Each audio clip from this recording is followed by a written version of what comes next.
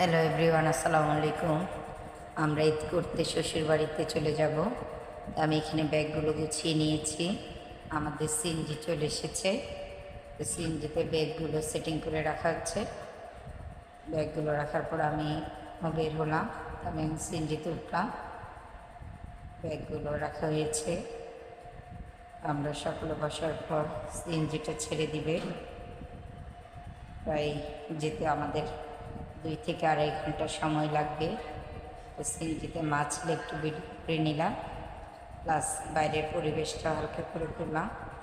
খুব অসাধারণ মনোমুগ্ধকর পরিবেশ, রাস্তাঘাট যানযুক্ত এরিয়া, কোনো গাড়ির ঝামেলা নেই।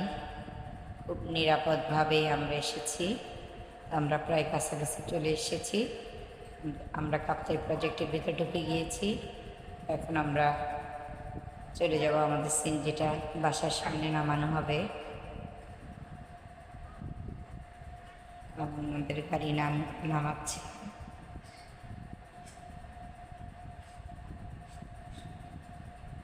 আমরা বাসার কাছে চলে এসেছি। তো আমার দেবর আমাদেরকে একটু এগিয়ে নিয়ে যাচ্ছে। আমি এখন বাসায় ঢুকতেছি।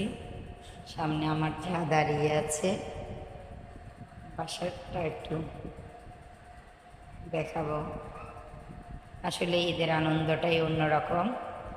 একরকম অনুভূতি যে শ্বশুর বাড়িতে ঈদ করা, সবার সাথে এই ধরনের ইফতারেও সবাই একসাথে করেছি। দেবর ভাসুর যা সবাই মিলে একসাথে ইফতারের আয়োজন ছিল। তো আমরা সবাই একসাথে ইফতারটা সেরেছি। এদিকে বাচ্চারাও খুব আনন্দ করছে যে ওরা মেহেদি লাগাবে। তো এখানে মেহেদির আয়োজন চলতেছে। জালের ছেলে মেয়েরা হাত মেহেদি লাগাচ্ছে।